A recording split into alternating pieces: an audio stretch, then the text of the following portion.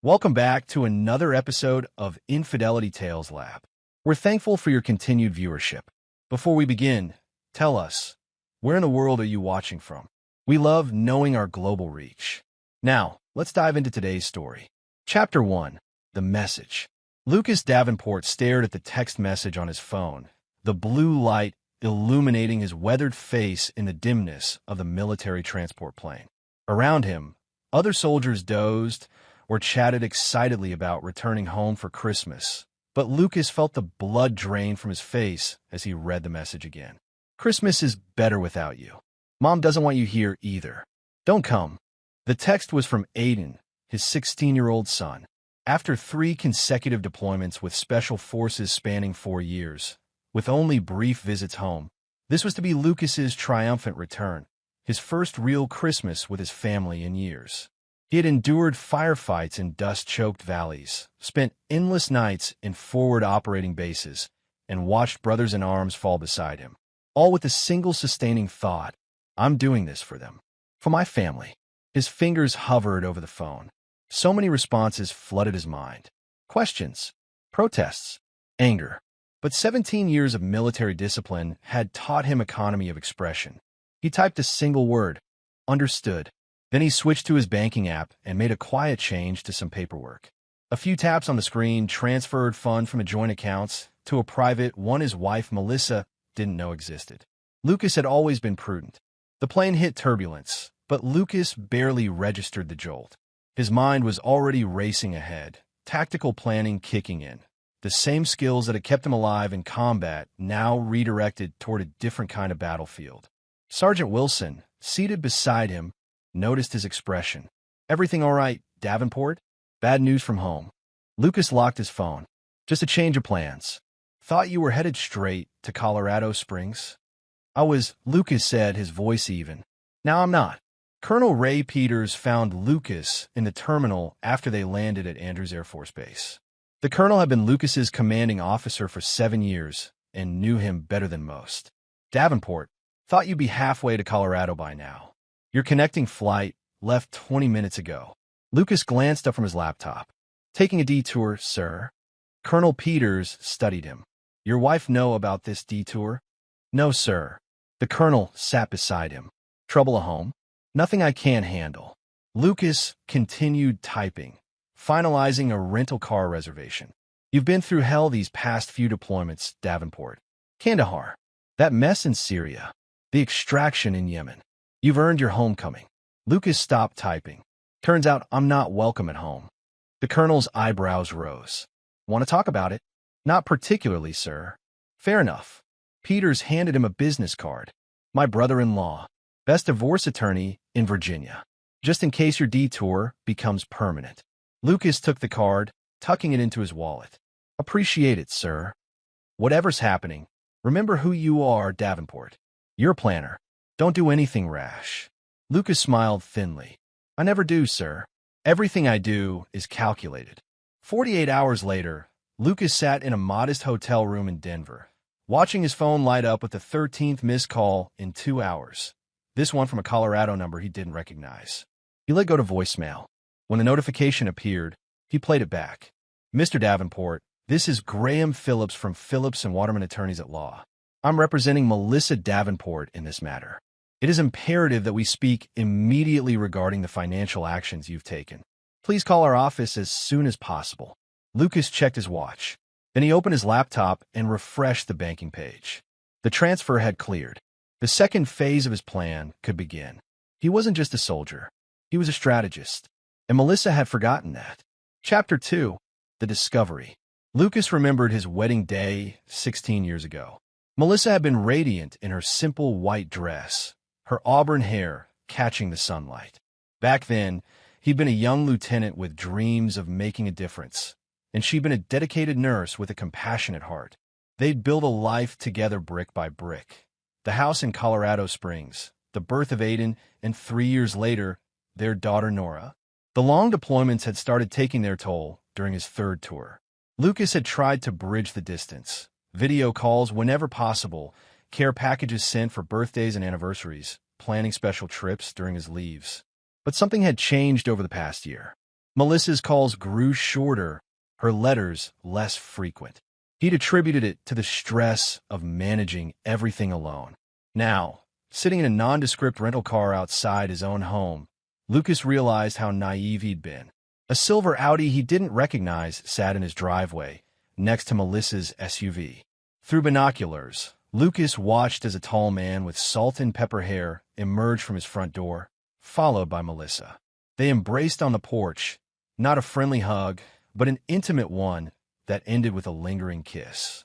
Lucas remained perfectly still, his breathing controlled as he had been trained to do while on surveillance missions. He snapped several photos with his phone and then started the car. As he pulled away, he caught sight of Aiden watching from an upstairs window. Their eyes met briefly before Lucas drove off. His next stop was Riverdale High School. He waited in the parking lot until the final bell rang and students began streaming out. It took him 10 minutes to spot Nora among the crowd. His 14-year-old daughter had grown taller since he'd last seen her, her hair now styled differently, but he'd recognize her anywhere. He watched as she climbed into a friend's car, laughing at something. No sign that her world was crumbling. No indication that she'd participated in sending that text. But he needed to be sure. That evening, Lucas followed the silver Audi to an upscale neighborhood in the northern part of the city. The man, who Lucas now knew from a simple DMV record search, was Dr. Nathaniel Wilcox, chief of surgery at Memorial Hospital where Melissa worked, pulled into the driveway of a large Tudor-style home. Lucas parked and walked to a coffee shop with a view of the house. He opened his laptop and, using skills acquired during intelligence operations, accessed public records about Dr. Wilcox. Divorced 3 years ago. 2 previous marriages, both ended the same way. A pattern was emerging. His phone rang again, Melissa. He declined the call and checked his email instead. The message from his old Army buddy, now working in digital security, contained exactly what he'd asked for: access to Melissa's text message history. There was in black and white. The affair had been going on for 18 months. Messages planning rendezvous while Lucas was deployed. Discussions about their future together. And most damning of all, conversations about how to tell Lucas they wanted a divorce. Time for maximum financial advantage to Melissa. But the text that truly chilled his blood wasn't from Melissa to Nathaniel. It was from Melissa to Aiden, sent the day before Lucas received that crushing message. Your father's coming home tomorrow. Remember what we discussed. It's better this way. Dr. Wilcox will be a better father figure for you and Nora. Be strong. Lucas closed his laptop. His son hadn't betrayed him on his own. He'd been manipulated. But that didn't excuse his actions. Not entirely. As darkness fell, Lucas made his way to a different hotel, paid in cash, and began meticulously planning his next moves. Colonel Peters had been right about one thing. Lucas was a planner. But he'd been wrong about another. Sometimes calculated looked a lot like rash to people who didn't understand strategy. Lucas's phone buzzed with a text from a number he didn't recognize. This is Ted Phillips, your wife's attorney. You need to respond immediately or face legal consequences. Lucas typed back a single word, understood. Then he turned off his phone and continued planning. Chapter 3, The Strategy. The modest office building in downtown Denver housed Hanover Investigations, a private firm run by Dominic Foster, a former Marine who'd served with Lucas in Iraq during his first tour. Lucas hadn't called ahead, but Dominic's face lit up with recognition when he walked through the door. Davenport, heard you were still getting shot at overseas. The burly ex-Marine embraced him in a bear hug. Just got back, Lucas said, returning the hug with less enthusiasm. Dominic pulled back, studying his friend's face. This isn't a social call, is it? I need your help, Dom. An hour later, they sat surrounded by printouts of text messages, bank statements, and property records. Dominic whistled low. Your wife and the good doctor have been busy. Joint checking account opened 6 months ago. Weekend trips while you were deployed. And it looks like they've been house hunting together. He pointed to a series of emails. These are for viewings of properties in Aspen. Second homes. Vacation spots. Paid for with what money? Lucas asked, though he already knew the answer. Dominic met his eyes. Yours, brother. Your military salary. Your investment portfolio. And it looks like they've been accessing your grandfather's trust fund.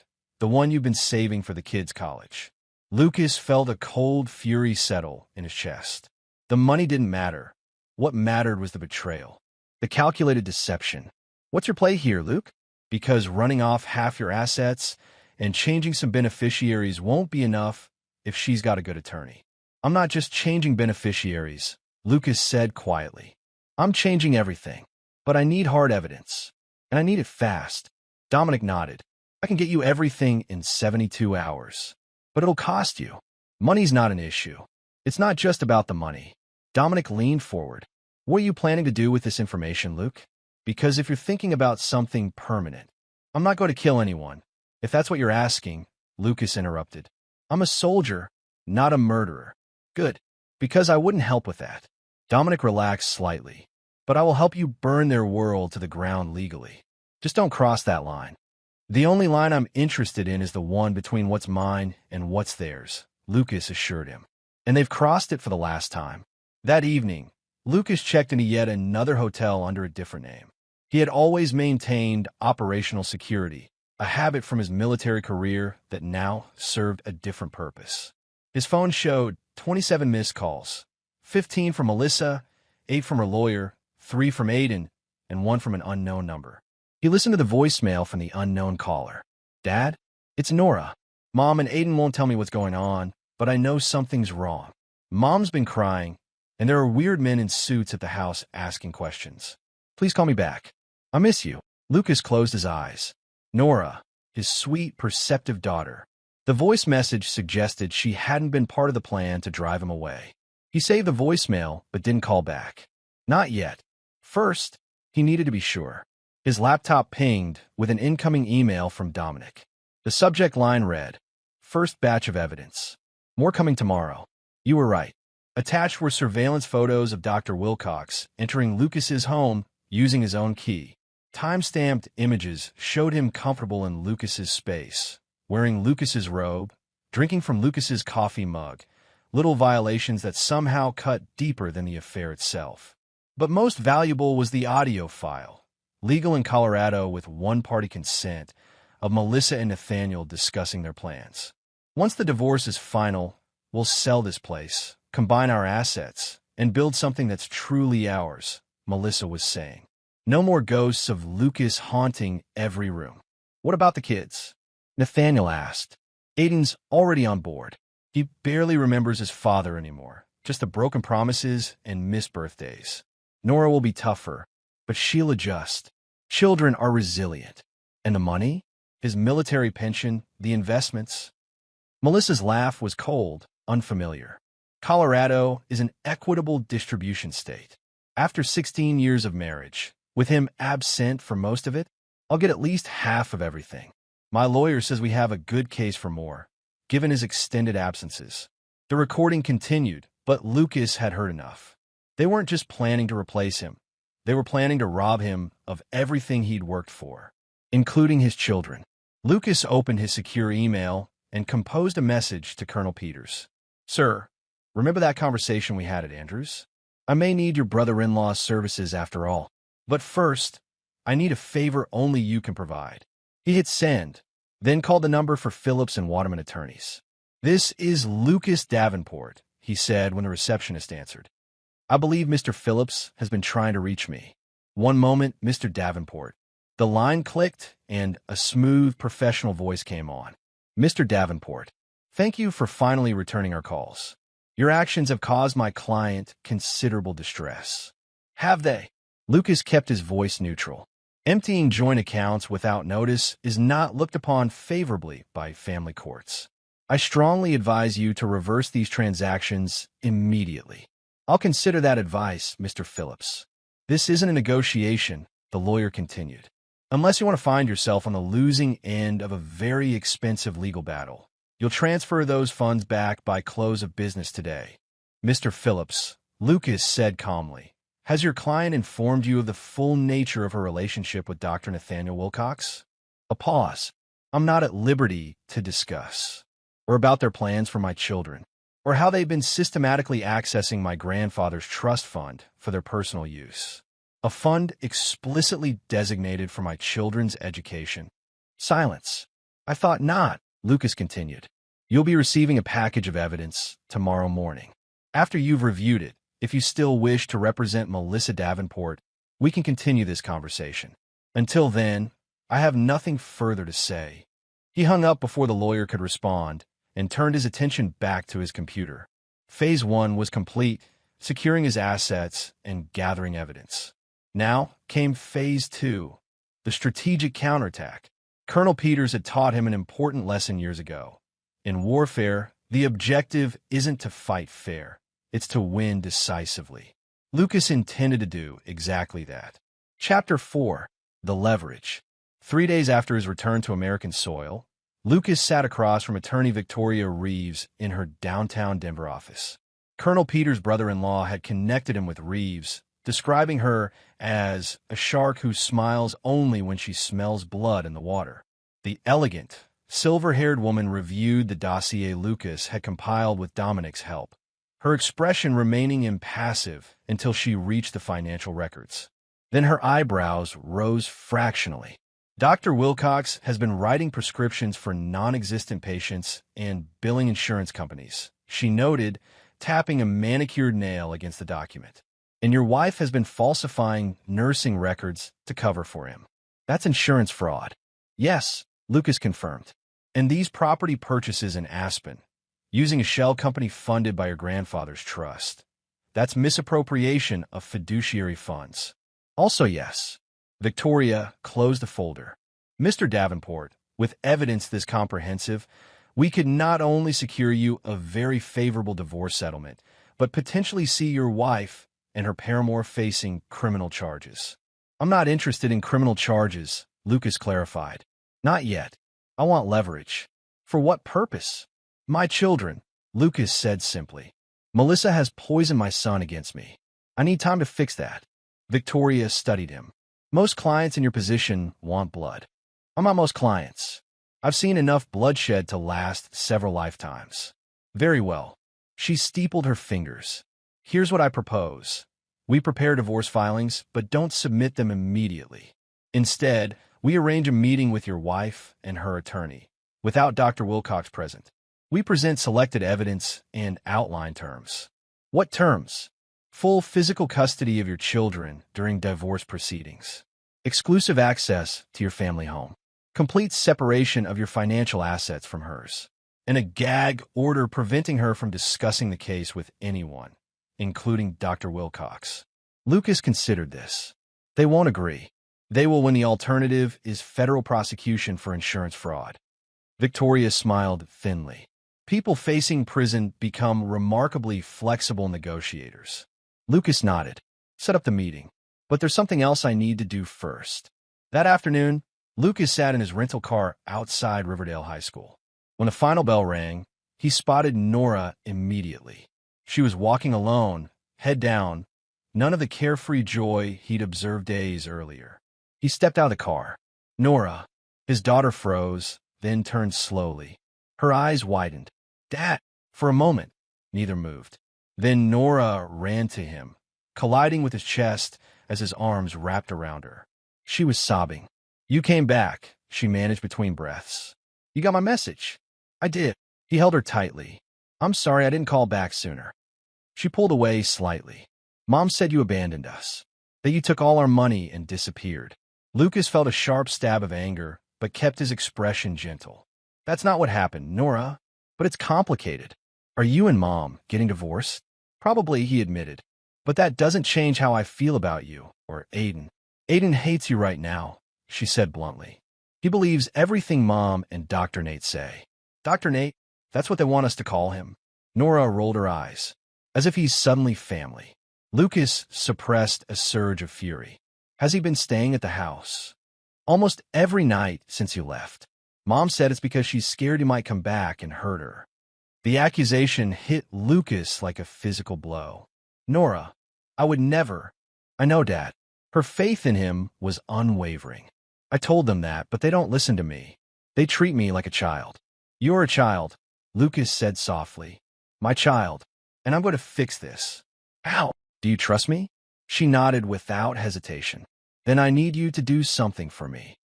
Lucas handed her a small, encrypted flash drive. This contains some information. I need you to plug it into your mother's laptop and press the button that says Execute. Can you do that? What will it do? Nora asked, examining the device. It will help me protect you and Aiden, Lucas said. And it won't harm anyone. I promise. Nora tucked the drive into her pocket. I'll do it tonight. One more thing, Lucas said. Don't tell anyone you saw me today. Not your brother. Not your mother. No one. Can you keep that secret? Yes. She hugged him again. When will I see you again? Soon, Lucas promised. Very soon. As he watched Nora walk away, Lucas felt both pride and sorrow. His daughter's loyalty was a bright spot in this darkness, but the fact that she had been drawn into this mess filled him with regret. Children shouldn't have to choose sides between parents. But Melissa had forced that choice, and now she would face the consequences. Later that night, Lucas's laptop pinged with an alert. The program on the flash drive had been activated. Within seconds, data began flowing to a secure server.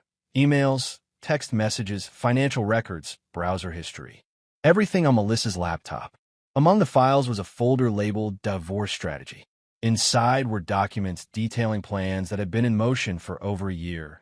Consultations with attorneys, discussions with financial advisors about hiding assets, and, most disturbingly, a psychological evaluation of Lucas that portrayed him as potentially unstable due to PTSD from his deployments. They had been building a case to paint him as an unfit father, a dangerous man whose military service had left him broken. Lucas's phone buzzed with a text from Victoria. Meeting set for tomorrow, 10 a.m., my office. Both him and her attorney confirmed. Lucas sent back his acknowledgement, then opened the dossier he'd been building. With the new information from Melissa's laptop, his position was even stronger. The house of cards she and Dr. Wilcox had constructed was about to collapse. His phone rang. Dominic. You need to see this, his friend said without preamble. Wilcox just made a large cash withdrawal and purchased one-way tickets to Cancun for next week. 2 passengers. Him and your wife. They're planning to run, Lucas realized. Looks that way. What's your move? Lucas thought for a moment. Let them think their plan is still viable. For now, playing with fire, brother.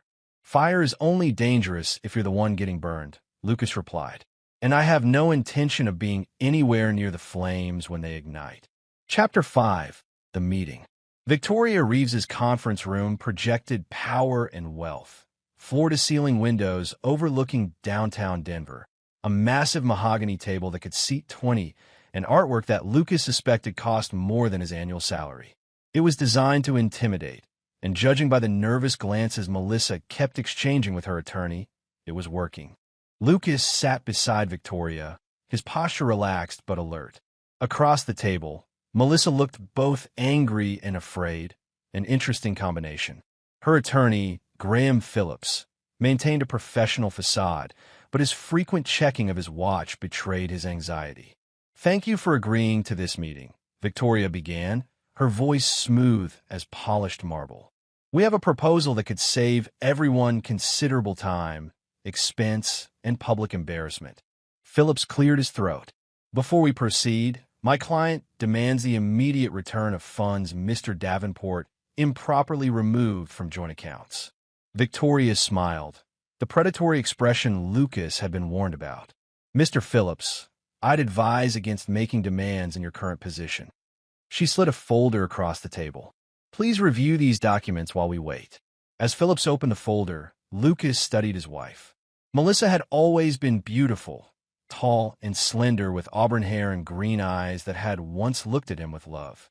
Now those same eyes avoided his gaze, focusing instead on her manicured nails. Phillips's face paled as he turned each page. Where did you get these records? Does their provenance matter more than their contents? Victoria countered.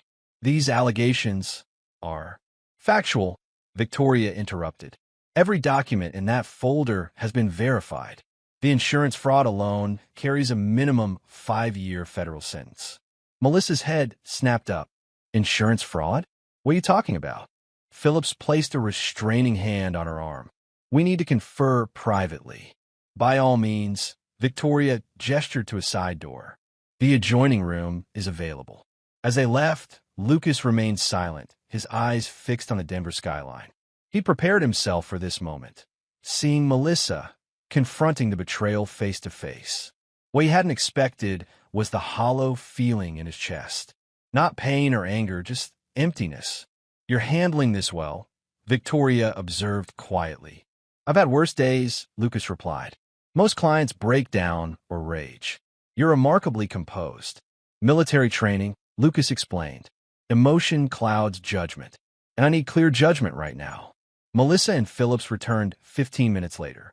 Phillips looked resigned, while Melissa's earlier fear had transformed into cold fury. "We're prepared to discuss terms," Phillips announced. Victoria outlined their demands. Lucas would retain the family home and primary custody of both children during divorce proceedings. Melissa would move out immediately. The trust fund would be frozen pending final settlement, and a temporary gag order would prevent either party from discussing the case with anyone outside their legal counsel. "This is extortion," Melissa hissed, finally meeting Lucas's eyes.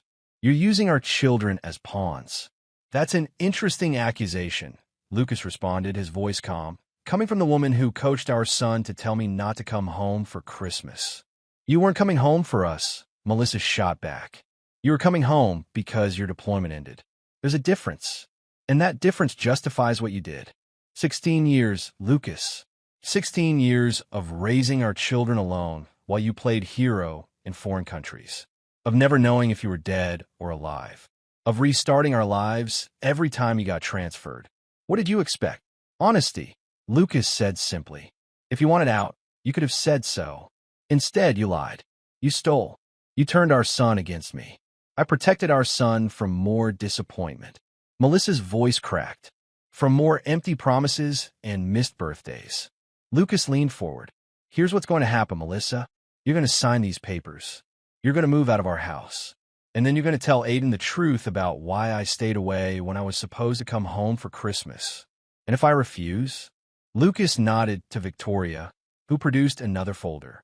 "Then these documents go to the FBI, the Colorado Medical Board, and the press." Phillips placed a restraining hand on Melissa's arm again. "My client will sign the temporary agreement. One condition," Melissa said, her voice steady despite the tears in her eyes. "Nathaniel isn't mentioned in any of this. Leave him out of it." Lucas exchanged a glance with Victoria, who gave an almost imperceptible nod. "Agreed," Lucas said. "For now." As Melissa signed the documents, Lucas felt no triumph, no vindication, just the weight of what came next, rebuilding his relationship with his children, particularly Aiden, while navigating the wreckage of his marriage. His phone vibrated with a text from Dominic. "Subject 2 just booked a third ticket to Cancun. Child's fare." Lucas's blood ran cold. They weren't just planning to flee, they were planning to take one of his children with them. And given Aiden's animosity toward him, it wasn't hard to guess which child. He showed the message to Victoria, whose expression hardened. "Sign here, Mr. Davenport," she said, indicating the final page. "We have additional matters to address immediately." As they left the conference room, Victoria whispered, "My office." Now, once inside her private office with the door closed, Victoria's professional calm gave way to urgent efficiency. "If they're planning to take your son out of the country against a custody order, we need an emergency hearing," she said, already dialing her assistant. "Judge Watkins owes me a favor. We can get before him this afternoon." "We need more than a hearing," Lucas said. "We need surveillance on both Melissa and Wilcox. And we need to secure Aiden." "Mr. Davenport, whatever you're thinking, they won't just abduct my son in broad daylight," Lucas interrupted. "They'll wait until the last possible moment, probably the night before their flight. We need to be ready." Victoria studied him. "You've thought this through." "I plan for contingencies, Ms. Reeves. It's what kept me alive all these years." She nodded slowly. "I'll get the emergency order. You focus on keeping track of your son." Lucas was already texting Dominic. "Need eyes on subject 3 immediately. School, home, all movements." The response came quickly. "On it." "What about subject 1? Lucas considered his options. Melissa was angry but constrained by the agreement she'd just signed. Dr. Wilcox, however, had no such constraints. Priority on 2 and 3, he replied. 1 is neutralized for now. What Lucas didn't share with either Victoria or Dominic was the final phase of his plan, the one that would ensure Melissa and Nathaniel never threatened his family again. For that, he needed different allies. As he left Victoria's office, Lucas made a call to a number few people possessed, the direct line to Colonel Peters' secure phone. "It's Davenport," he said when the colonel answered. "I need to activate contingency, Delta." There was a pause. "That's extreme, Lucas. Are you sure?" "They're planning to take my son out of the country, sir." "So yes, I'm sure." "Understood. I'll make the calls. Delta will be active within the hour." Lucas ended the call and checked his watch. 18 hours until the endgame began. Chapter 6. The Precipice. The emergency hearing before Judge Watkins lasted less than 30 minutes. With evidence of the planned flight to Cancun and the newly signed custody agreement, the judge had no difficulty issuing an emergency order prohibiting either child from leaving the country and restricting their travel beyond Colorado without Lucas's written permission. Armed with the court order, Lucas drove to Riverdale High School. The final bell had just rung, and students were streaming toward buses and waiting cars. He spotted Aiden immediately, taller than when Lucas had last seen him, with the same dark hair and strong jawline that Lucas saw in the mirror every morning. Lucas approached slowly, giving his son time to notice him. When Aiden looked up and saw him, the boy froze, his expression cycling through shock, anger, and confusion. "What are you doing here?" Aiden demanded when Lucas reached him. "I need to talk to you," Lucas said quietly. "I have nothing to say to you." Aiden turned away. Lucas placed a gentle but firm hand on his shoulder. "This isn't optional, Aiden. We're going to talk. Now, Mom said you can't force me to go with you. Your mother doesn't make those decisions anymore," Lucas said, showing Aiden the court order. "As of 2 hours ago, I have primary custody of both you and your sister during the divorce proceedings." "Divorce?" Aiden's voice cracked. "So you're really leaving us?" The accusation, so backward, so twisted from reality, struck Lucas like a physical blow. "Is that what she told you? That I'm leaving?" Aiden looked away. "She said you were never really here anyway." "Let's go somewhere we can talk privately," Lucas suggested, gesturing to his car. After a moment's hesitation, Aiden followed. They drove in silence to a nearby park, found an empty bench, and sat side by side, watching kids play on a distant playground. "Do you know why I didn't come home for Christmas?" Lucas finally asked. Aiden stared at his hands. "Because I told you not to." "And why did you send that text?" Silence. "Aiden, I need you to be honest with me," Lucas pressed. "Was that message your idea, or did someone suggest it?" "Mom said." Aiden swallowed. "Mom said you were only coming home because you had to, that you didn't really want to be with us, that we'd all be happier if you just stayed away." Lucas took a deep breath, controlling his anger. "And you believed her? What was I supposed to believe?" Aiden's voice rose. "You've been gone for 4 years, Dad. 4 years. You missed everything. My basketball championships, my first girlfriend, Nora's middle school graduation. Everything." "I know," Lucas acknowledged. "And I'll regret that for the rest of my life. But I was serving our country, Aiden. I wasn't absent by choice. You could have transferred to a stateside post. Other military parents do it." "Yes, I could have," Lucas admitted. "And I was trying to arrange exactly that. My final deployment was supposed to be my last overseas tour. I was planning to request a training position at Fort Carson so I could be home every night." Aiden looked skeptical. "Really?" Lucas pulled out his phone and showed Aiden an email exchange with his commanding officer, dated 3 months earlier, discussing the transfer request. "I wanted to surprise you all at Christmas," Lucas explained. "A permanent homecoming, not just another leave." Aiden's shoulders slumped. "Mom never said anything about that." "I imagine there are a lot of things your mother hasn't told you," Lucas said carefully. "Like her relationship with Dr. Wilcox." Aiden's head snapped up. "What about Dr. Nate? How long have you known about them, Aiden?" "A few months," Aiden admitted. "Mom said they fell in love while you were gone. That sometimes these things happen." "And the trip to Cancun next week? Did she tell you about that?" Aiden's confused expression answered the question. "Your mother and Dr. Wilcox purchased 3 tickets to Mexico," Lucas explained. "For them and you." One-way tickets. That's not. Aiden stopped, uncertainty clouding his features. She wouldn't just take me away without telling me. She was planning to tell you at the last minute, Lucas said gently. Probably with some story about how I'd agreed to it, or how it was just a vacation. How do you know that? Because I've seen the evidence, Aiden. The ticket purchases. The rental property they secured in Cancun. The Mexican school they contacted about enrollment. Aiden looked devastated. Why would she do that? Because she and Dr. Wilcox have been misappropriating money from the trust fund your great-grandfather set up for your college education, Lucas explained. They were about to be caught, so they planned to run. I don't believe you, Aiden said, but his voice lacked conviction. Lucas handed him a folder containing printouts of the evidence, carefully selected to prove his claims without revealing the full extent of Melissa and Nathaniel's crimes. As Aiden read through the documents, his expression hardened. She lied to me. Yes, Lucas confirmed. She did. And that text she had me send you was part of her plan to keep me away until they could finalize their escape. Aiden closed the folder, his hands trembling slightly. What happens now? Now I take you home, Lucas said. To our home. Your mother will be moving out tonight, per the court order. And Dr. Nate? He won't be welcome in our home anymore. Aiden nodded slowly. What about Nora? She'll be with us too. Does she know about all this? Lucas hesitated. She knows some of it. She never believed the lies about me. That brought a flash of shame to Aiden's eyes. I'm sorry, Dad. For the text. For believing Mom. You're 16, Aiden. You trusted your mother, as you should have been able to. Lucas placed a hand on his son's shoulder. The blame isn't on you. As they drove home, Lucas's phone buzzed with updates from Dominic. Melissa had been observed packing suitcases. Dr. Wilcox had withdrawn another $50,000 in cash. They were accelerating their plans, despite the court order. Lucas texted back, maintain surveillance.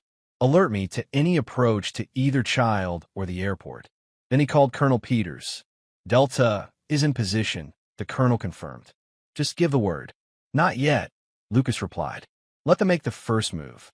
When they arrived home, Nora was waiting on the porch. She ran to embrace both of them, her relief palpable when she saw Aiden with their father. You fixed it, she said to Lucas. Not yet, Lucas corrected, but I'm working on it. Inside, the house showed signs of hasty packing. Empty spaces on shelves, gaps in the closets visible through the master bedroom's open door. Melissa had clearly taken what she could grab quickly. Lucas gathered his children in the living room. I know this is all happening very fast, he began, and there's a lot I haven't told you yet about what's been going on between your mother and me. Is it true she stole our college money? Aiden asked bluntly. Nora gasped. What? Not all of it, Lucas clarified. I managed to secure most of the trust before any permanent damage was done. But yes, she and Dr. Wilcox were accessing funds they shouldn't have been. For the house in Aspen, Nora said quietly. Both Lucas and Aiden turned to her in surprise. I heard them talking about it, she explained, about how they'd have weekend getaways in the mountains while we were at school or with friends. The casual cruelty of that plan, excluding the children from their stolen luxury, reignited Lucas's cold fury. But he kept his expression neutral for his children's sake. The important thing now is that we're together, he told them. And I promise you both, I'm not leaving again. My active service days are over. As they prepared dinner together, a simple meal of pasta and salad, the first they'd shared as a family in years, Lucas maintained a careful vigilance. He knew Melissa wouldn't accept defeat easily. The court order, the exposure of her plans, the loss of her children, these were setbacks, not surrender. His phone vibrated with a text from Dominic. Subjects 1 and 2 meeting at hotel near airport. Surveillance in place. Perfect. Everything was proceeding according to plan. After dinner, as Aiden and Nora settled in to watch a movie, Lucas excused himself to make a call from his study. He couldn't afford to have his children overhear this conversation. Colonel, he said when Peters answered. Initiate Delta. Phase 1 only. Understood, the colonel replied. Timeline, 20 minutes. Lucas ended the call and rejoined his children, his expression betraying nothing of what was about to unfold. Exactly 19 minutes later, his phone rang. The caller ID showed unknown. "Excuse me," he told Aiden and Nora. "I need to take this." In the privacy of the kitchen, he answered. "Davenport." "Sir, this is Agent Reynolds, DEA. We've executed the warrant at the location you identified through your military intelligence channels. I'm calling to inform you that we've detained 2 individuals found in possession of significant quantities of controlled substances, including oxycodone and fentanyl, without prescription authorization." "I see," Lucas said. "And their identities?" "A Dr. Nathaniel Wilcox and a woman identified as Melissa Davenport. She claims to be your wife, sir." "She is," Lucas confirmed. "For now, given your position with military intelligence and your role in providing this information, we wanted to confirm how you'd like us to proceed." "Process them according to standard protocols, Agent Reynolds. No special treatment." "Understood, sir. We'll keep you updated as the case progresses." Lucas ended the call and leaned against the counter, closing his eyes briefly. Phase 1 complete. His wife and her lover were now in federal custody, facing charges that would keep them occupied for quite some time. Charges based on evidence that had been carefully, legally obtained through proper channels. The prescription fraud they'd been committing for months had finally caught up with them. The fact that the investigation had been expedited through Lucas's military connections was merely a matter of fortunate timing. He composed his features and returned to the living room. "Everything okay, Dad?" Nora asked, noticing his expression. "Yes," Lucas assured her. "Everything is exactly as it should be." Chapter 7: The Fallout. The morning headlines were sensational. Prominent surgeon and nurse arrested in prescription drug scheme. Lucas watched his children's reactions as they read the news on their phones over breakfast. Aiden looked stunned. "Mom was arrested?" "Last night," Lucas confirmed. "The DEA had been investigating Dr. Wilcox for prescription fraud for some time. Your mother was implicated. Will she go to jail?" Nora asked, her voice small.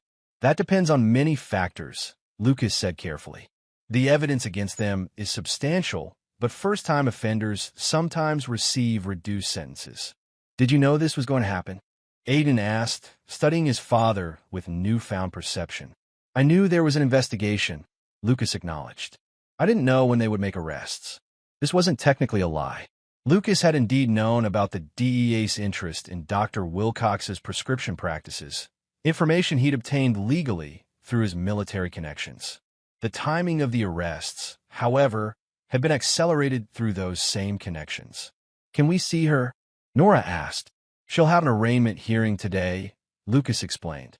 "After that, if she's granted bail, you can see her. And if she's not," Aiden pressed, "then visits would be arranged through the detention facility." Lucas observed his son's troubled expression. "Aiden, I know this is difficult, but your mother made choices that had consequences. This isn't my doing." Another technical truth. Lucas hadn't fabricated evidence or filed false reports. He had simply ensured that legitimate investigations weren't delayed by bureaucracy or overlooked due to Dr. Wilcox's prominent position. "What about our holiday?" Nora asked suddenly. "We were supposed to leave for Cancun next week." Lucas and Aiden exchanged a glance. "There's been a change of plans," Lucas said gently. "That trip wasn't what you were told it was," as he explained the true nature of the planned vacation. A permanent relocation designed to evade financial and legal accountability. Lucas watched understanding dawn in Nora's eyes. "They were going to take Aiden and leave me behind?" Her voice cracked with hurt. "The third ticket was in Aiden's name," Lucas confirmed, "but I can't say for certain what their long-term plans were for you." Tears welled in Nora's eyes. "Mom was going to abandon me." "Hey." Lucas moved to kneel beside her chair. "No one is abandoning you. I'm here. I'm staying. And we're going to get through this together, all 3 of us." Aiden, in a gesture that surprised Lucas, reached across the table to take his sister's hand. "Dad's right. We stick together now." The moment was interrupted by Lucas's phone. Victoria Reeves's name flashed on the screen. "I need to take this," he said, stepping into the next room. "Yes, Victoria?" "The arraignment is scheduled for 2 p.m., she reported. "Judge Harmon's courtroom. Given the nature of the charges and the flight risk, documented by those one-way tickets, the prosecutor is pushing for remand without bail." "Good," Lucas said. There's more, Victoria continued. Dr. Wilcox is turning on your wife. His attorney has already approached the DA about a deal. He testifies that Melissa was the mastermind behind both the prescription fraud and the misappropriation of trust funds, and he gets reduced charges. Lucas's jaw tightened. Is the DA considering it? They're listening. Wilcox has considerable influence in this community. But with the evidence we've provided about the trust fund, evidence that clearly shows Wilcox was the primary beneficiary, his story has significant holes. I want to be at the arraignment, Lucas decided. Are you sure that's wise? The press will be there. Let them come, Lucas said firmly. I have nothing to hide. After ending the call, Lucas returned to the kitchen to find his children in serious conversation, which abruptly stopped when he entered. The arraignment is this afternoon, he told them. I'll be attending. We want to come too, Aiden said, exchanging a glance with Nora, who nodded in agreement. Lucas considered his options. Shielding them from his ugliness was his instinct, but they'd already been exposed to so much. Perhaps witnessing the consequences of their mother's actions would provide a necessary, if painful, clarity. All right, he conceded, but you need to understand, this won't be easy to watch. We know, Nora said softly, but we need to see her. Lucas nodded. Get ready. We leave in an hour. While his children prepared, Lucas made another call, this one to Dominic. Progress report, he requested. Bank records confirm Dr. Wilcox transferred $1.2 million to an offshore account in the Caymans last month, Dominic reported. And get this, Melissa's signature is on the wire transfer authorization. They weren't just stealing from the trust fund. They were setting up their escape long before you came home. Can we trace the money? Already done. I forwarded the details to Victoria. With this evidence, Wilcox's attempt to paint Melissa as the mastermind falls apart. They were equal partners in this scheme. Good work, Lucas said. Keep digging. I want to know everything. There's one more thing, Dominic added. Your home equity line of credit. Melissa maxed it out 2 weeks ago. $300,000 transferred directly to Wilcox's personal account. Lucas closed his eyes briefly. Another betrayal. Another theft. Thank you, he said finally. I'll see you at the courthouse. The Denver County Courthouse buzzed with activity as Lucas and his children arrived. Press cameras flashed, and reporters shouted questions that Lucas ignored as he guided Aiden and Nora through the security checkpoint and into the building. Victoria met them in the hallway outside courtroom 3B. They're bringing the defendants up now. Are you prepared for this? We are, Lucas assured her, though he noted Nora's pale face and Aiden's clenched jaw. Remember, Victoria cautioned the children, no matter what happens in there, no outbursts. The judge won't tolerate disruptions. They nodded solemnly and followed her into the courtroom, taking seats in the second row. Lucas positioned himself between his children, a physical barrier against what was to come. The side door opened, and bailiffs led in Melissa and Dr. Wilcox, both wearing orange jumpsuits, their hands cuffed in front of them. Melissa's red-rimmed eyes scanned the courtroom frantically until they locked on Lucas and the children. Her expression crumpled. Mom, Nora whispered, half rising. Lucas placed a gentle hand on her arm, and she sank back in her seat. The proceedings moved quickly. The charges were read: conspiracy to commit insurance fraud, illegal distribution of controlled substances, wire fraud, misappropriation of fiduciary funds, and, most seriously, attempted parental kidnapping. When bail was discussed, the prosecutor was unequivocal. Your Honor, these defendants purchased one-way tickets to Mexico and were preparing to flee with the minor child of Ms. Davenport and her estranged husband. They represent the definition of flight risks. Dr. Wilcox's attorney argued for bail based on his client's standing in the community and lack of prior criminal record. Melissa's court-appointed lawyer, Graham Phillips, having withdrawn from the case after her arrest, made similar arguments. Judge Harmon was unmoved. Bail is denied for both defendants. They will be remanded to custody pending trial. As the bailiffs prepare to lead them out, Melissa turned toward Lucas and the children. Aiden, Nora, please tell them this is a mistake. Your father is doing this to punish me. Aiden stared straight ahead, his expression hard. Nora buried her face against Lucas's shoulder. Defendants will refrain from addressing the gallery, Judge Harmon warned. As Melissa was led away, her eyes met Lucas's one final time. The hatred he saw there confirmed what he already knew. She would never forgive him for this, just as he would never forgive her for what she'd done to their family. Outside the courthouse, reporters swarmed around them. Victoria expertly deflected most questions, but one reporter managed to address Lucas directly. "Mr. Davenport, how does it feel to see your wife facing such serious charges?" Lucas considered his response carefully, aware of his children listening. "Justice is never a cause for celebration," he said finally. "But the truth needed to come to light for my children's sake." In the car driving home, Aiden broke the heavy silence. "Dad, was all of this necessary? Couldn't you have just divorced Mom without the arrests and everything?" Lucas glanced at his son in the rearview mirror. "Aiden, what your mother and Dr. Wilcox were planning wasn't just morally wrong. It was criminal. They're going to take you out of the country against court orders. They stole from your trust fund. They committed fraud. These aren't accusations. They're documented facts." "But still," Nora interjected, "it's Mom. She raised us while you were gone."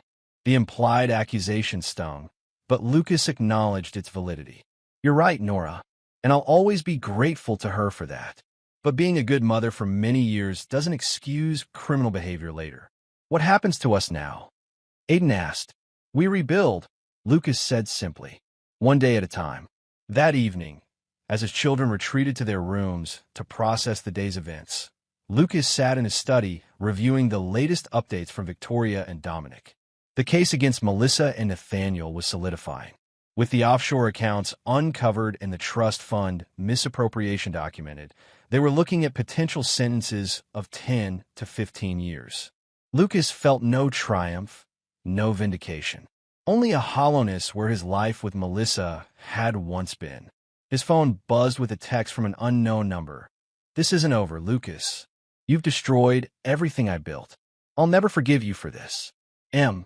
Somehow, despite everything, Melissa had found a way to contact him. Lucas saved the message as evidence of her continued hostility, but didn't respond. Some battles weren't worth fighting.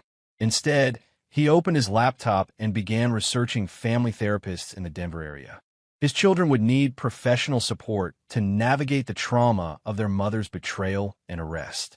And though he would never admit it aloud, perhaps he needed it too. The road ahead would be difficult, but Lucas had never shied away from difficult missions. This one, rebuilding his family from the ashes of betrayal, would be his most important yet. Chapter 8. The Reconstruction. 6 weeks after Melissa's arrest, the Davenport household had established a new normal. Lucas had taken a position as a tactical consultant with a private security firm in Denver, allowing him to work regular hours and be home for dinner every night, a simple pleasure he'd missed during his years of deployment. Aiden's initial anger had gradually softened as he participated in weekly therapy sessions and came to terms with the reality of his mother's actions. Nora, though still quietly grieving the loss of her mother's presence, had shown remarkable resilience, throwing herself into school activities and spending more time with Lucas. On this particular evening, as they cleared the dinner dishes together, Lucas noticed Aiden's thoughtful expression. "Something on your mind?" he asked his son. Aiden hesitated. "Mom's preliminary hearing is next week."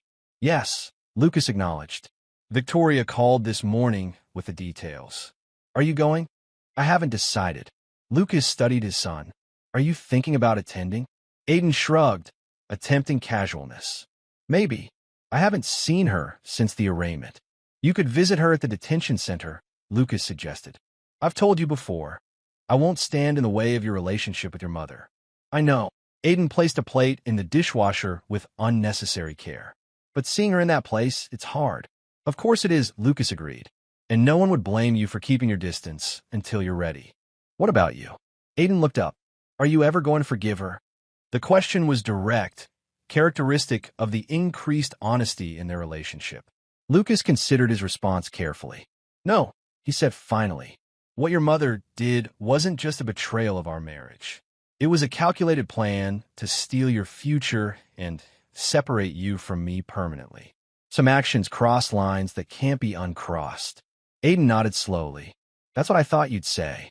Does that bother you? No, Aiden said, surprising Lucas. Actually, it makes me feel safer somehow, knowing you have boundaries that can't be violated. Lucas placed a hand on his son's shoulder, struck by the maturity in his assessment. At 16, Aiden was navigating moral complexities that many adults struggled with.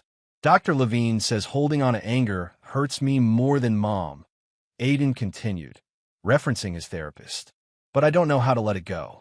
Forgiveness is a personal journey, Lucas said. Don't rush it and don't fake it. Whatever you feel, anger, sadness, confusion, it's valid. Their conversation was interrupted by Nora bounding into the kitchen, holding her phone triumphantly. Dad, Coach Williams just texted. I made the varsity soccer team. Lucas grinned, embracing his daughter. That's fantastic, Nora. When's your first game? As Nora excitedly detailed the upcoming season schedule, Lucas caught Aiden's eye over her shoulder.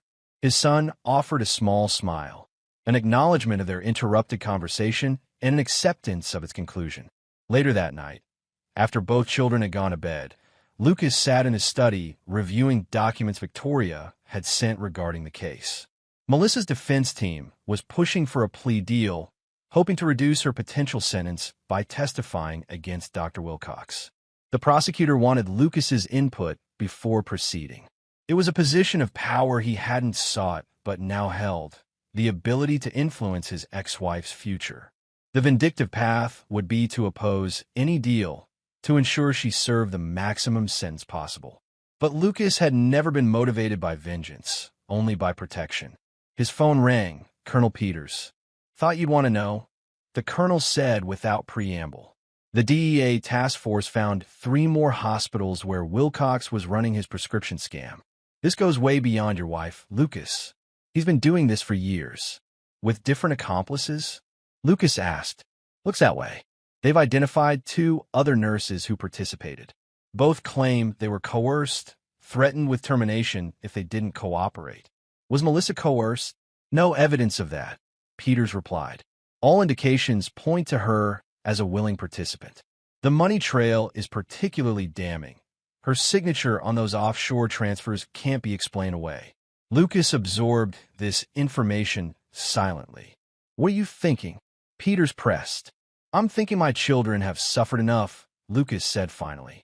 If Melissa accepts responsibility for her actions and testifies truthfully against Wilcox, I won't oppose a reduced sentence. That's surprisingly merciful, given what she did.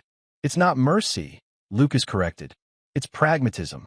My children need closure, not a prolonged legal battle. And I need to focus on rebuilding their trust, not pursuing retribution against their mother.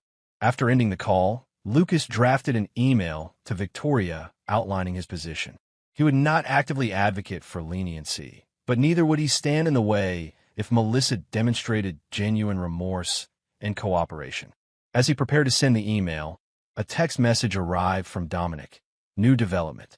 Wilcox's ex-wife contacted me. Says she has information you need to hear.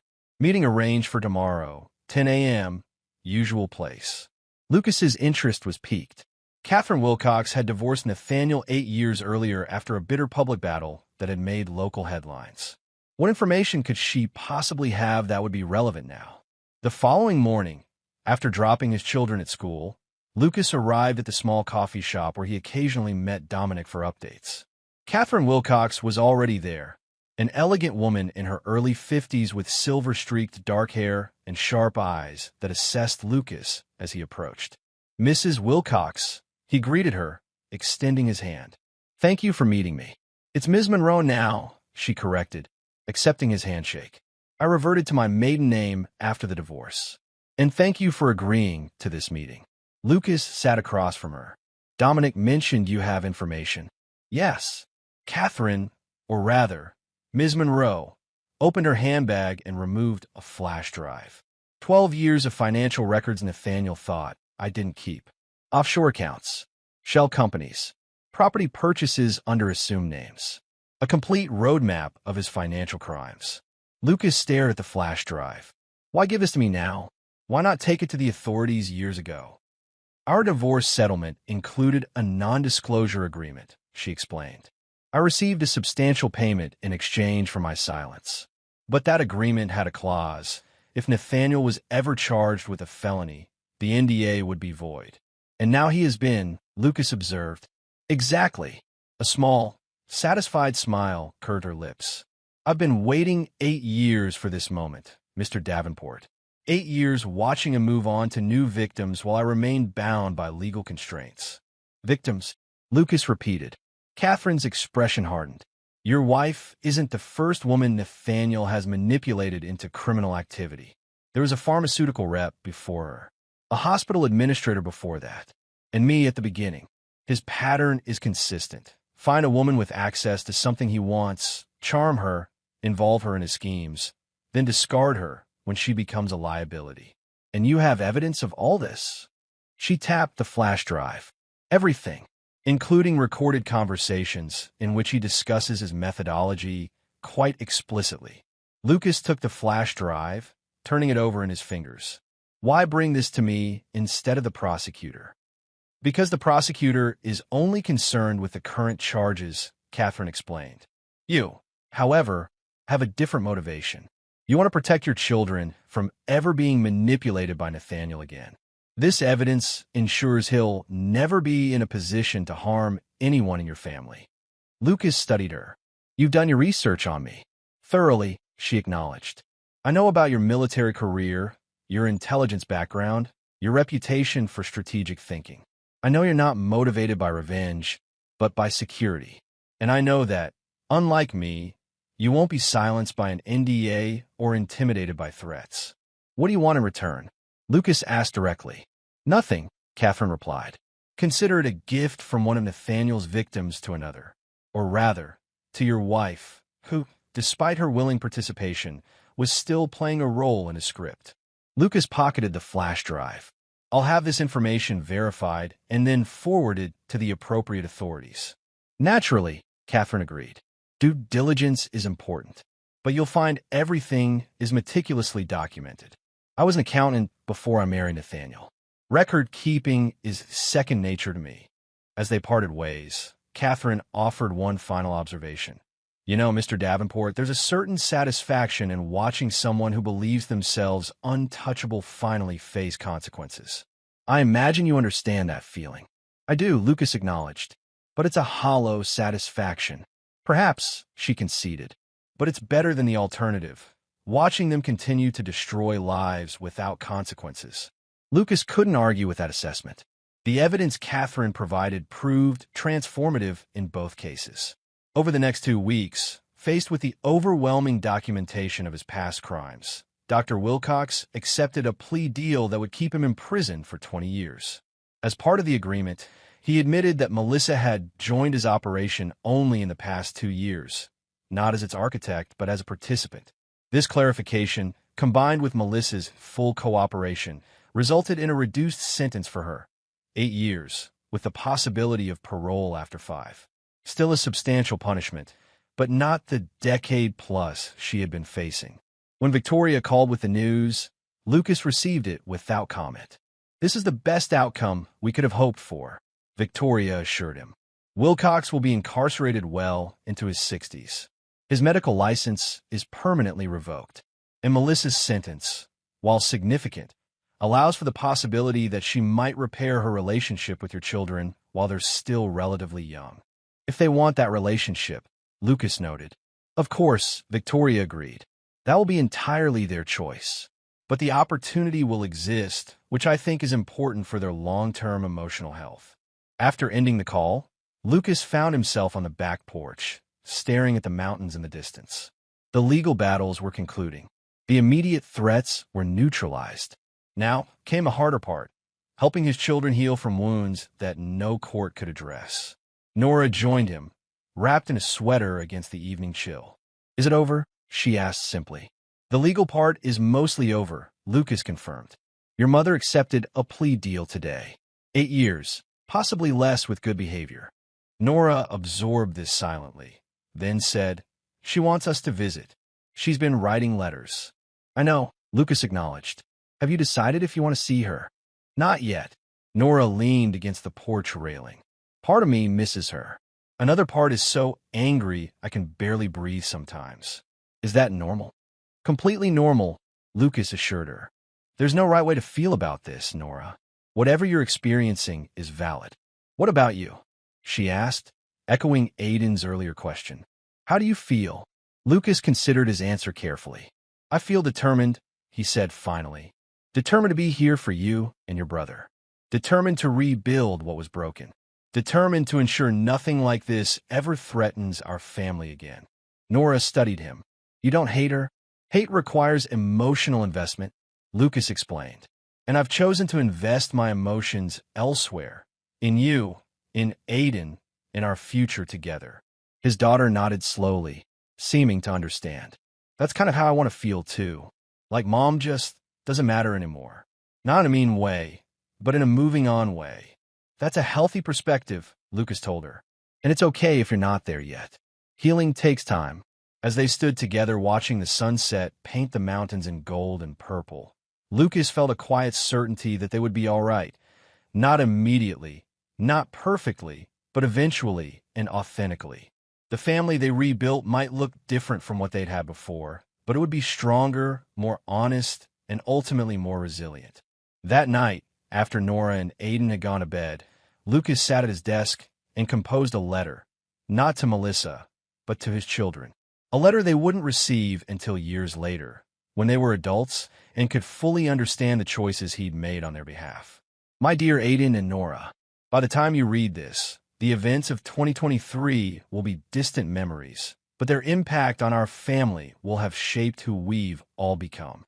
I want you to know that every decision I made during that difficult time was guided by a single purpose: protecting your future. Your mother made choices I could not forgive. Not because I lack compassion, but because forgiveness would have signaled that such betrayals were acceptable. They were not. They never will be. Some might call my response to her actions harsh or unforgiving. Perhaps it was. But in life, we must establish boundaries that cannot be crossed without consequences. This is not cruelty, it is clarity. It is respect for ourselves and for the trust others place in us. I hope that, as adults, you've found your own balance between compassion and self-protection. I hope you've learned to forgive when it served your heart, but to stand firm when forgiveness would only invite further harm. Most of all, I hope you know how deeply you are loved, not just by me, but by all who have the privilege of knowing the remarkable people you've become. With enduring love, Dad. Lucas sealed the letter and placed it in a fireproof safe along with other important documents. Then he turned out the lights and prepared for bed, ready to face whatever challenges tomorrow might bring. Chapter 9. The Resolution. 2 years after Melissa's sentencing, Lucas stood in the crowded gymnasium of Riverdale High School, applauding as Aiden crossed the stage to receive his diploma. Now 18, his son had grown into a young man of remarkable character, thoughtful, resilient, and fiercely loyal to those who earned his trust. Beside Lucas, 16-year-old Nora cheered loudly for her brother, her face alight with pride.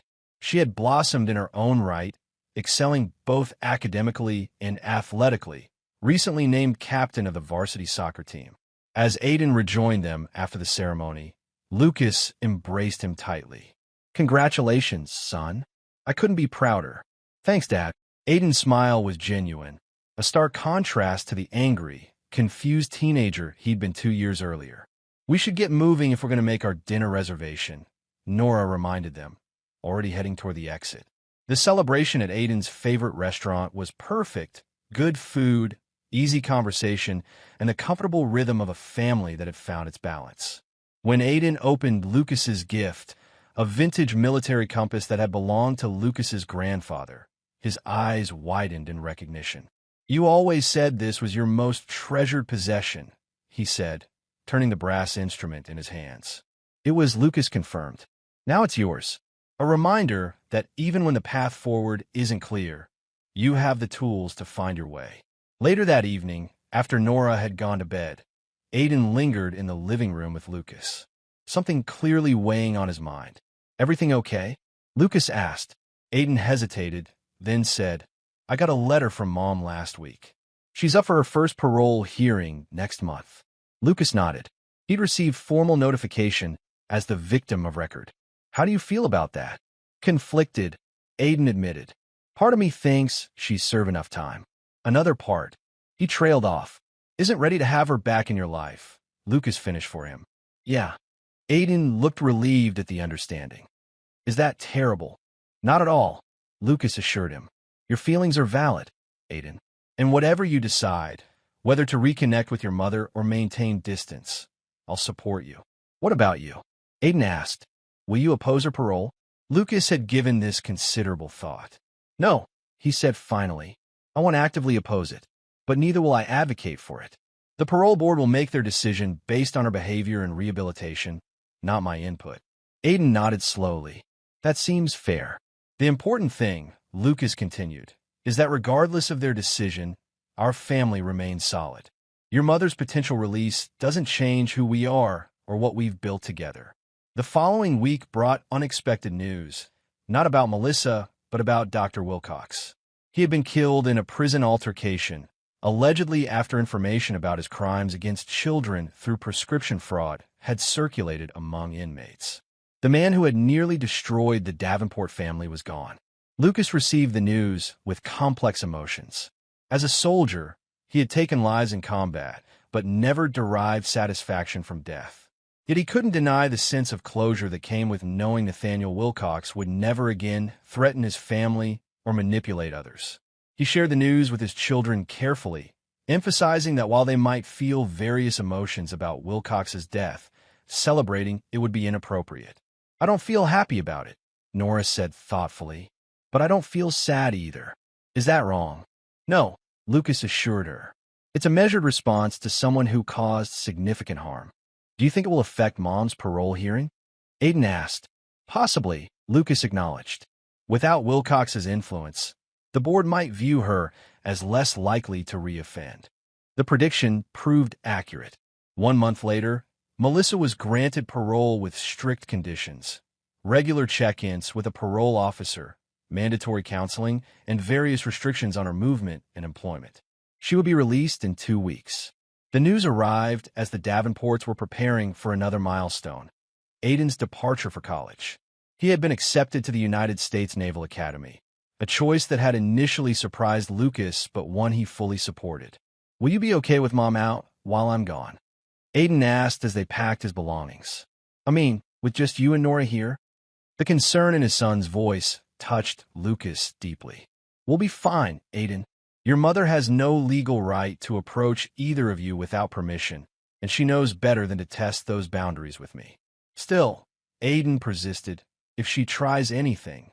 She won't, Lucas said firmly. But if she does, I'm more than capable of handling it. Focus on your education and training. That's your mission now. The day Melissa was released coincided with Aiden's departure for Annapolis. Whether this timing was deliberately engineered by Melissa's legal team or merely coincidental, Lucas couldn't say. But he appreciated that it spared Aiden an immediate decision about whether to see his mother. Nora, however, faced that choice directly. Melissa had sent a letter requesting a meeting, a careful, tentative invitation that acknowledged Nora's right to refuse. What should I do, Dad? Nora asked, showing him the letter. Lucas handed it back without comment. That's entirely your decision, Nora. I won't influence you either way. She studied him. But you still won't see her. No, Lucas confirmed. My position hasn't changed. Because you don't believe she's really sorry? Because some breaches of trust can't be repaired, Lucas explained. Your relationship with your mother is different from mine. You should make your own choice based on what feels right for you. After several days of consideration, Nora decided to meet Melissa at a neutral location, a public park with Lucas waiting at a discreet distance. The reunion was brief, and from what Nora later shared, awkward but not hostile. She's different, Nora observed that evening. Quieter, less, polished. Prison changes people, Lucas said neutrally. She asked about you, Nora continued. Wanted to know if you were dating anyone. What did you tell her? The truth. That you've had a few dates, but nothing serious. Nora grinned. Though I think Ms. Rivera from my math department is hoping to change that. Lucas smiled but didn't take the bait. His few ventures into dating had been cautious and private. Creating stability for his children had been his priority, not rebuilding his romantic life. Mom also asked if she could come to my games sometimes. Nora continued, her expression growing serious. I said I'd think about it. And will you? Lucas asked. Maybe. Eventually. Nora shrugged. I'm not ready to have her that involved yet. But I might be someday. That's a healthy approach. Lucas approved. Take your time. Set your boundaries. Life settled into a new rhythm. Aiden thrived at the Naval Academy, calling weekly with updates. Nora maintained cautious, limited contact with Melissa, occasional meetings, always in public places, always on Nora's terms. Lucas focused on his work and his relationship with his daughter, creating a home environment where she continued to flourish. Then, 6 months after Melissa's release, Lucas received an unexpected visitor at his office. Graham Phillips, Melissa's original divorce attorney, requested a private meeting. Mr. Davenport, Phillips began once they were seated in Lucas's office. I represent a client who wishes to purchase your property in Aspen. Lucas raised an eyebrow. I don't own property in Aspen. Not directly, Phillips acknowledged. It's held in a trust established by your grandfather. The same trust your ex-wife and Dr. Wilcox attempted to misappropriate. I'm aware of the trust, Lucas said carefully. But it doesn't own Aspen property. Phillips smiled thinly. Actually, it does. When the authorities investigated the misappropriation, they discovered that while your wife and Dr. Wilcox had diverted funds, those funds were ultimately used to purchase legitimate assets. The court restored those assets to the trust. This was news to Lucas. He'd been so focused on the criminal proceedings and his children's well-being that he'd left the financial restoration details to the forensic accountants. So there's a property in Aspen that legally belongs to my children's trust fund, Lucas summarized. And your client wants to buy it. Yes, Phillips confirmed. For substantially more than market value. Why? The property has sentimental significance to my client. Understanding dawned. Your client is Melissa. Phillips didn't confirm or deny. The offer is $7.2 million. The property was purchased for $5 million using diverted funds. Lucas leaned back, considering. The trust was established for his children's education and future security. A premium of over $2 million would significantly enhance that security. I'll need to consult with the trustee, Lucas said finally. Of course, Phillips agreed, sliding a business card across the desk. Please have them contact me directly with any questions. After Phillips left, Lucas called Victoria Reeves, who confirmed the property's existence and its legal status. The prosecution kept it quiet during the criminal proceedings, she explained. They were focused on establishing guilt, not asset recovery. But yes, the Aspen property was purchased with trust funds and has been legally restored to the trust. And the offer is legitimate. $7.2 million is well above market value, Victoria confirmed. From a purely financial perspective, it's an excellent deal for your children's trust. But the buyer is almost certainly Melissa, Lucas noted, which raises other considerations, such as why she wants this particular property so badly, what her true motives are. Victoria was silent for a moment. Lucas, I've represented you through this entire ordeal. I've seen firsthand how Melissa's actions devastated your family. If you want to reject this offer on principle, I would understand completely. It's not my money to refuse, Lucas pointed out. It belongs to Aiden and Nora. Then perhaps you should discuss it with them, Victoria suggested. They're old enough to have input on decisions affecting their future. That evening, Lucas arranged a video call with Aiden and had Nora join them in the living room. He explained the situation as neutrally as possible, presenting the financial facts without speculation about Melissa's motives. So Mom wants to buy this house she picked out with Dr. Wilcox. Nora clarified, her expression dubious. Apparently, Lucas confirmed. Using money she doesn't have. Aiden added from the screen of Lucas's laptop. Where is she getting $7 million? That's a valid question, Lucas acknowledged. One I intend to have answered before any sale proceeds. But if everything checks out, Nora persisted, would we sell? Lucas looked between his children. That's what I wanted to discuss with you both. This is your trust fund, your future. The decision should reflect your wishes. Aiden and Nora exchanged a glance through the video call. I think we should sell, Aiden said finally. Not for Mom's sake, but for ours. That much additional money in the trust would secure Nora's college education, and then some. I agree, Nora nodded. But I have one condition. What's that? Lucas asked. We never set foot in that house, Nora said firmly. I don't want any part of something Mom and Dr. Wilcox picked out together while they were stealing from us. Agreed, Aiden said immediately. Lucas nodded, proud of their mature perspective. Then I'll have Victoria proceed with the sale, contingent on verification of the fund's source. The investigation into Melissa's finances revealed an unexpected source for the purchase money, a life insurance policy on Dr. Wilcox that named Melissa as beneficiary. The policy had been established years before they met, with his first wife as the original beneficiary, but never updated through subsequent marriages. The irony wasn't lost on Lucas. Nathaniel Wilcox, who had manipulated and ultimately betrayed Melissa, was now posthumously funding her desires. After thorough legal review, the sale proceeded. The trust received the full amount, which was immediately diversified into more stable investments. The property in Aspen transferred to Melissa's ownership with no further connection to the Davenport family. Lucas never asked why the property meant so much to her. Some questions were better left unanswered. 5 years later, Lucas stood with Nora on another graduation stage, this time at Stanford University, where she had just received her degree in biomedical engineering. Aiden, now a commissioned officer in the Navy, stood beside them in his dress uniform. They posed for photos, their smiles genuine, their bonds stronger than ever.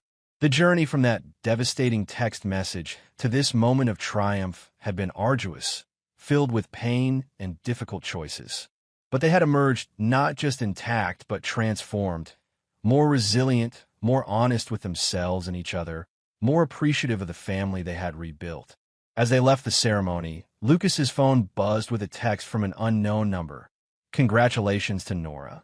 You've raised remarkable children. M. Lucas read the message, but didn't respond. Some boundaries remained absolute.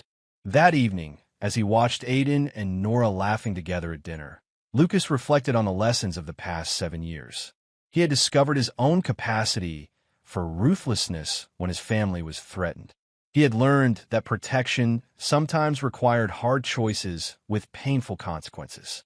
And he had confirmed what he'd always believed, that some betrayals could never be forgiven.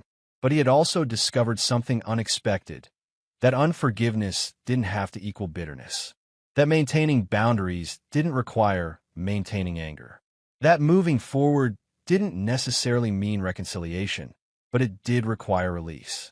He had released Melissa from his life completely. He had released the need for further retribution. He had released the marriage and the dreams it once represented. What he had kept was what mattered most: his children, his integrity, and the knowledge that when tested, he had done what was necessary to protect his family, without hesitation, without compromise, and without regret. The text Melissa had sent years ago still lived in his phone. This isn't over, Lucas. You've destroyed everything I built. I'll never forgive you for this. His reply then had been silence. His reply now, if he were inclined to give one, would be simple. Understood. And there you have it. Another story comes to an end. What did you think? I'd love to hear your thoughts in the comments below. If you enjoy this story, consider joining our community by subscribing. It means the world to us. For more stories like this one, check out the recommended videos on screen. And I'll see you there.